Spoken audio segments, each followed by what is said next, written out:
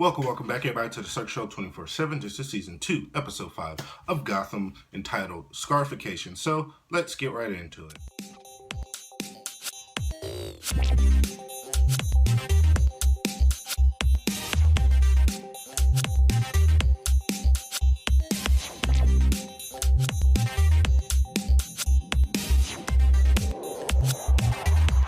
Alright guys, in this episode we get a better look at what Theo Gallivan's bigger plan is. We get like a little backstory of his family's history, Gotham's history, and the Wayne's history, which I really enjoyed in this episode. It was probably my favorite part of this episode, is just getting that like history lesson of old time Gotham and how Theo Gallivan's family and the Wayne's family and how they are connected, and how his family thinks that the Wayne family betrayed them, because some of the Wayne family were kind of assholes and they were very conniving and stuff back in the day. So I really enjoyed that whole small tale of the Waynes and how they kind of betrayed the Galvins. So that was really cool, and it gives you more of a reason to why Theo is doing what he's doing, and how he's doing basically everything he's doing is just for revenge, and he doesn't care how he does it. He doesn't care who gets in his way. He's going to get his revenge, and he's going to reclaim Gotham for his family and his family's heritage and stuff. So that was really cool. And from what I'm getting from his family, I feel like they're going to use, because we've heard from like the writers and stuff that the Quarter Owls, they're going to be here. From what I'm getting from it, and I can be totally wrong, I feel like his family is going to be like that version of the Court of the Owls, and they might even actually be called the Court of the Owls or something like that. But I feel like his family, or the Gallivan family, are going to be that version that's going to come to Gotham. But I could be wrong. But it just makes sense because of like the history of the family and stuff like that. And I don't know, I think it'll be a cool way to integrate the Quarter Owls by using his family to get like revenge on like the Wayne family. So that was cool. We do get in our side story like the Firefly and like that whole family and stuff. That was cool, pretty cool to see them.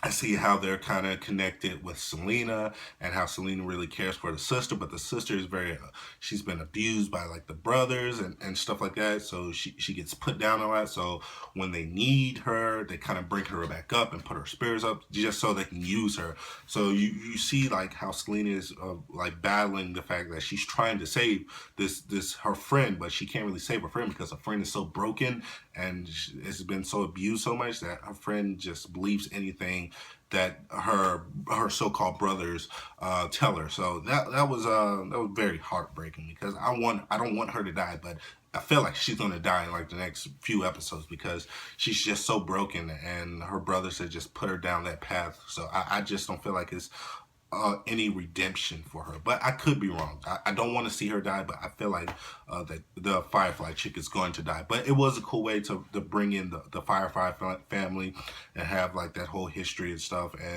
And she looked cool in the costume, and she wasn't even flying, but she looked cool.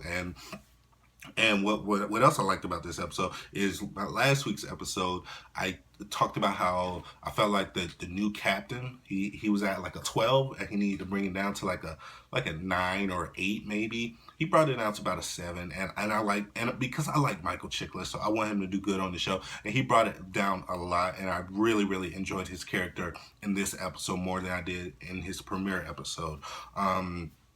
You see that Gallivan is trying to get Gordon on his side and get Gordon to endorse him when he runs for mayor, because Gordon's a very important figure in Gotham now, and people look up to Gordon, and he feels like he could probably use Gordon throughout the years. Once he becomes mayor, he can if he plays his cards right, Gallivan probably thinks that if he gets Gordon on his side, he can kind of use the GCPD and use them for his bidding for whenever he needs to. But he doesn't know Gordon like we do. Gordon's not that type of guy. So, but I do like the fact that at the end of the episode, Gordon did kind of cave in. Now he is going to endorse Gallivan. So that's not gonna be good at all. I do really enjoy like the whole scene with Miss Kringle, Edward, and like the whole like double date thing. That was really cool and it was awkward. But just like what Sam was saying, like Edward's got some little game, and Miss Kringle is she's really digging Edward. But it's not gonna end well, because that something bad's gonna happen to either Miss Kringle. She's gonna break up with Ed. She's gonna die. Something's gonna happen to where Edward's just going to snap and he's going to go crazy and become the person that we all know and love. So I'm super excited to see that end goal and see how like that relationship is going to tear him apart, because it's going to happen. But yeah, overall, I really enjoyed this episode. The only like minor problem I have with this episode is, what is Book doing? Like he's not really even a part of this show anymore. Like I saw him like once in like the car with Gordon. Like he's not even part of the show anymore. It's so weird.